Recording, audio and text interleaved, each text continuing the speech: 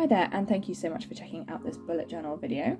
It is time to plan for January 2024, and I'm filming this video just before Christmas, so it is super busy preparing everything and visiting lots of friends and family. So because of that, I have done a slightly smaller setup than I would usually, and I wanted to do something low pressure, so I decided to just do collages to decorate my pages rather than any painting or drawing. But unfortunately, I'm apparently incapable of not going overboard when it comes to arts and crafts. I did know this already, but somehow I convinced myself that I can be more chill.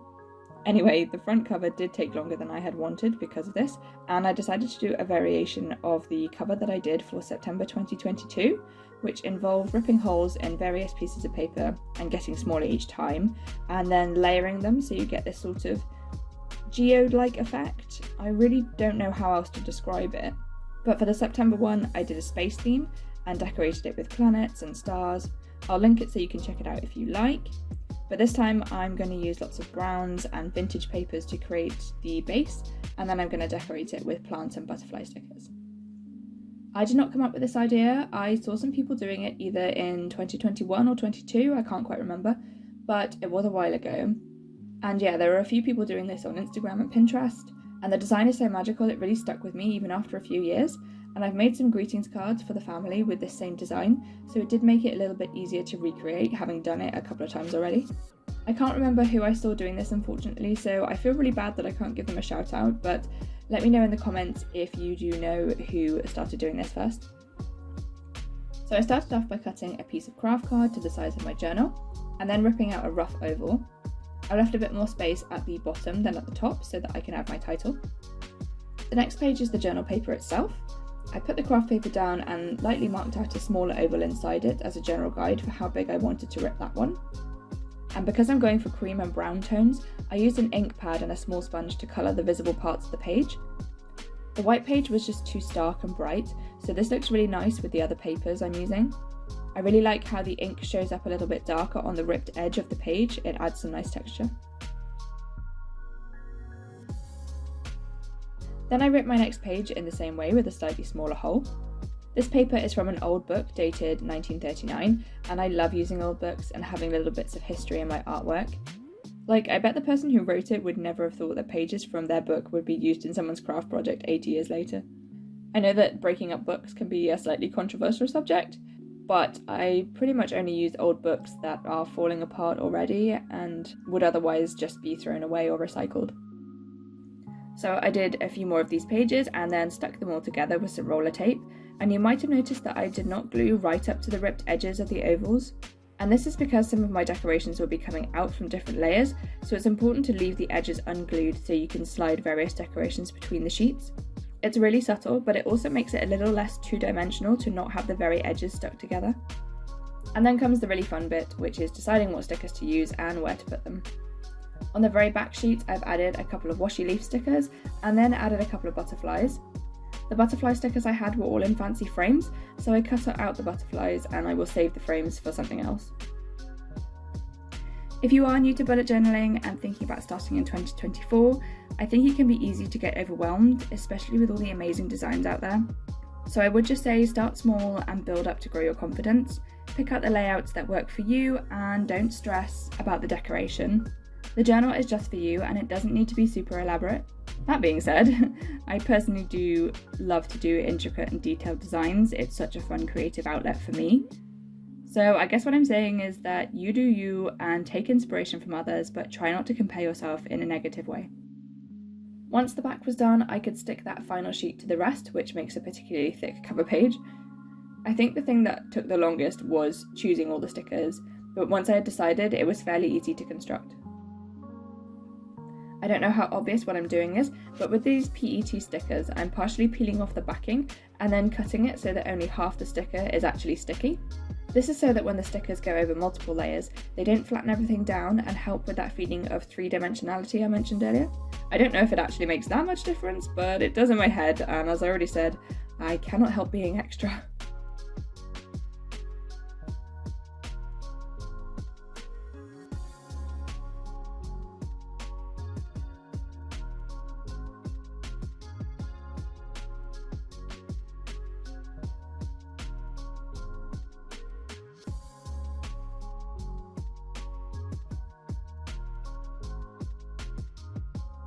For the bottom of the page, I used some fern leaves to decorate one side and a butterfly for the other.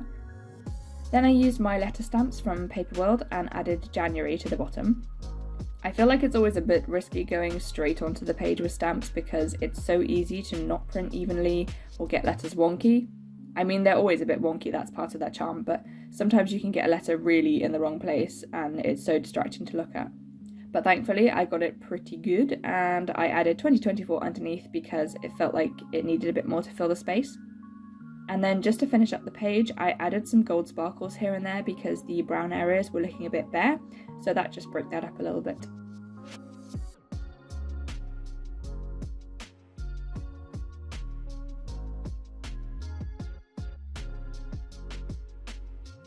Okay, so as usual, my next page is my calendar page. However, I am going for a configuration that I've never done before. So usually I will just draw out all the boxes like a traditional calendar, but in the interest of trying to make this a little bit more simple, I decided not to do that and just have each line of my page essentially representing a day in the month. So I just wrote all the numbers down the left side of the page, and I've used a Tombow brush pen in a really light pink shade just to highlight the weekend, and that gives the whole thing a little bit more form and you can more easily see the structure of the month. So I always used to do this type of layout for my future logs in my yearly setup, and I didn't do it this year. I did something slightly different, but I never thought to do it as a monthly calendar, and I saw Mochi Bujo do it the other day and I thought that was actually a really good idea, particularly for this month because I just wanted something a bit quicker and simpler. And then for the decoration across the top, I stamped out January on another piece of craft paper, and then I constructed a little collage behind that from craft papers and washi tape and a few stickers. And again, this took me longer than it should have because I'm just so indecisive and I can't pick out the things that I want. I keep trying things and then taking them off, and then it took quite a long time to actually do this small bit, which is ridiculous because I decided to do it because I wanted it to be quick. But yeah, I never seem to be able to do collages very quickly, so I need to remember that for the future.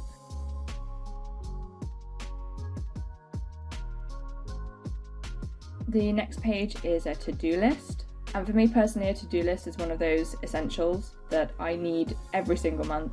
I'm kind of one of those people where if I don't write everything down that I need to do, it just will not get done because I won't remember. So I usually need a nice big area to write everything down I want to get done. And I feel like it works for me to use it for the whole month rather than having a to-do list per week. Quite often the things I need to do span the whole month rather than are isolated to a week. So if there's anything I need to do specifically on a specific day or in a specific week, I will tend to put that directly onto the weekly plan, and then everything else goes here on this to-do list. I kept the colour scheme on this page quite warm and used a lot of neutrals and orangey colours.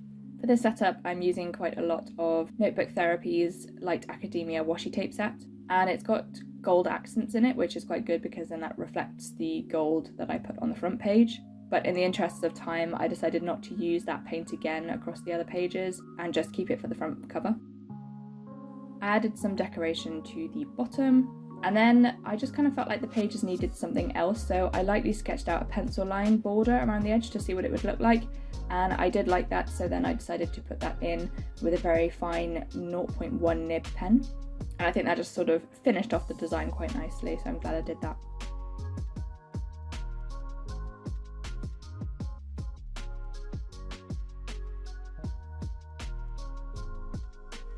The next page is a bit of an extra that I wouldn't normally do, but it's not a difficult setup. So I'm lucky enough in January to be going on holiday, and I'm going skiing for the first time ever, so I'm really excited to do that, but equally because I've never done it, I feel like there's some additional planning or things I need to remember. So I'm creating this page just to write down any notes for things that I need to do, things I need to get, things I need to remember to bring with me, and just any additional details of the holiday itself. I don't know if the titles may be confusing for some people because I know a lot of the world sort of say holiday for Christmas time, but we just always say holiday when you're going on a vacation.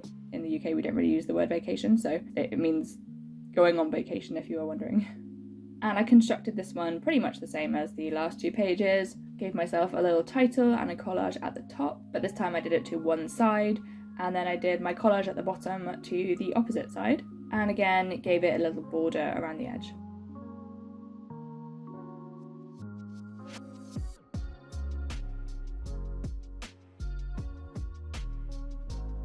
So I'm not doing any trackers pages or a gratitude spread or a quote page this time, and I'm just moving straight on to my weeklies. This is my go-to layout when I am short on time. So I just split the whole page up into 9 rectangles. These are 10 dots by 14 dots. And because there's only 7 days in a week, I will just not draw out 2 of those boxes. So in the interests of symmetry, I make that the first one and the last one. This is usually enough space for me, but some people might find it a bit restrictive. I quite like having 1 week on 1 page rather than spreading it across 2 sometimes. And I think it works quite well with the decor because in the gaps that I've left, I will just add my little collages. Okay, I wanted to show you how I made some number labels for each of the days. And this is where I contradict myself again because I'm like, oh yeah, I just want this to be quick and simple. And then I go and do something like this. So I've just got some plain white paper stickers and I use that ink pad again and the sponge just to colour them a nice sort of vintage brown colour. And then in that notebook therapy set I mentioned before, there's these tiny little stickers that have the days of the week on them. And I've never really known what to do with them, so I suddenly thought that I could put them into these little circles and then stamp the numbers underneath them. And I think they turned out really cute because actually those stickers are so tiny, I'm not quite sure exactly what you do with them. So I think this worked out quite well. And it didn't take too long. So once they were all done, I just stuck down lots more bits and pieces to make my collages in the opposite corners. And I apologise, the lighting is a little bit weird on this section because I left the wrong light on and it's kind of weirdly pink every now and again. So sorry about that. Oh, the struggle is real trying to get the backing of the PET tapes off sometimes. I have watched people's tips on how to do it more quickly, but somehow I just can't get the knack.